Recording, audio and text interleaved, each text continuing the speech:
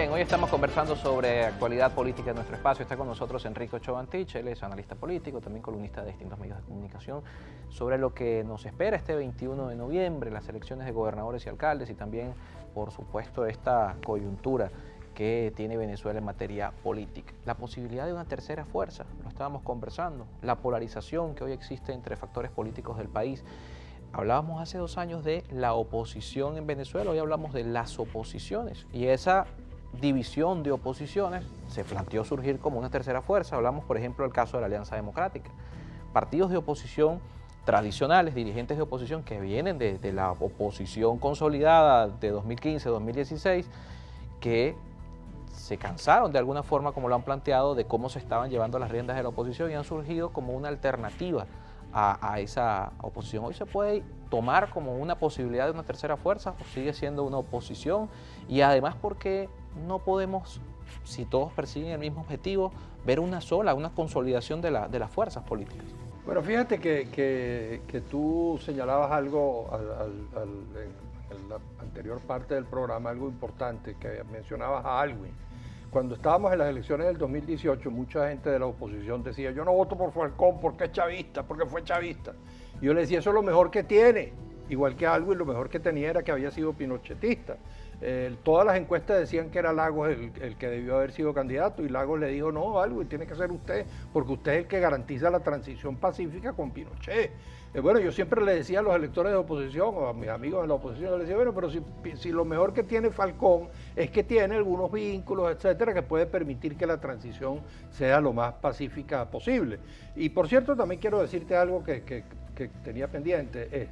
Yo no creo que a veces yo tengo la impresión de que hay muchas exageraciones con todos esos informes y esas cosas. Yo me leí el informe del fiscal Barr de Estados Unidos en la época de Trump, que acusaba a Maduro y le puso precio a la cabeza y todo lo demás de narcotraficante. En ese informe no hay absolutamente nada que acuse ni a Maduro, ni a Diosdado, ni a Padrino. Y mira tú que para yo decir eso de Diosdado, que me confronto tanto con él, es bastante, ¿no? Pero ahí no hay nada. Ahí sí se acusaba a la FARC, había unas grabaciones, pero no había ninguna prueba contra Maduro, simplemente que este dijo que el otro dijo.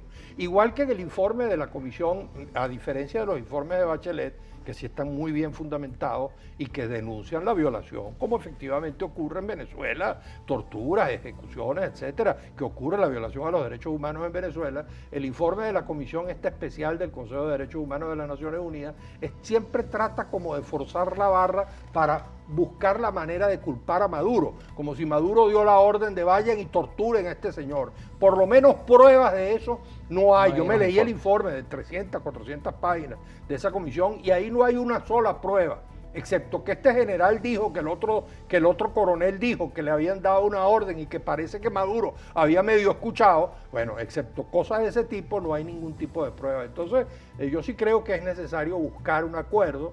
Yo he estado proponiendo, vuelvo a insistirte, la idea de un gobierno de unidad nacional. Creo que es la única manera de salir de los aprietos. Creo que los sectores más democráticos del chavismo, más de centro del chavismo, Maduro, los Rodríguez, etcétera, que son gente, los veo más pensantes, menos radicales, menos violentos, como a veces yo siento a Diosdado, que es un tipo muy visceral, muy brutal, muy rudo, muy brusco. A los otros los veo más en la onda de la negociación, y creo que sectores de la oposición más democráticos, menos extremistas, menos exagerados, como alguna parte de la oposición, podrían llegar a un acuerdo para conformar un gobierno de unidad nacional. Incluso después de noviembre podría pensarse de aquí al 2024, incluso con Maduro en la presidencia, y escojamos a los mejores gerentes, a los mejores profesionales y técnicos, sean del gobierno o sean de la oposición, para que dirijan los servicios públicos, que están vueltos todos un desastre. En vez de estar designando a generales, a coroneles, que a veces no tienen ni idea de lo que son esos servicios públicos, busquemos a los mejores, y la oposición seguramente puede ayudar muchísimo en algunos espacios, en algunos ministerios importantes, en algunas embajadas, porque la gente dice, sí, pero lo que quieren es una embajada. Pero caramba, hay que ver el bien que de pronto le haría que un embajador, como ocurría en el pasado, porque los embajadores representan a la nación, no necesariamente a un gobierno. A un partido. No necesariamente. En algunos países que han estado tan confrontados con Venezuela, pudiesen ser de pronto gente vinculada a la oposición. Si Maduro tuviese la audacia, y los Rodríguez y tanta gente amiga que yo tengo del gobierno, tuviesen la audacia después de noviembre de decir, vamos a conformar un gobierno de unidad nacional y constituyo el Consejo Federal de Gobierno con los gobernadores del gobierno y de la oposición. Y trato con respeto a los gobernadores de oposición y cumplen la promesa de no nombrar los protectores y abren el Tribunal Supremo de Justicia y abren el Poder Ciudadano para que participen sectores independientes, pero algunos más vinculados al gobierno o más vinculados a la oposición, de acuerdo a lo que diga la Constitución. Caramba, de esa manera sí podríamos enfrentar los problemas del país, es decir, ayudarnos a Estados Unidos y a China.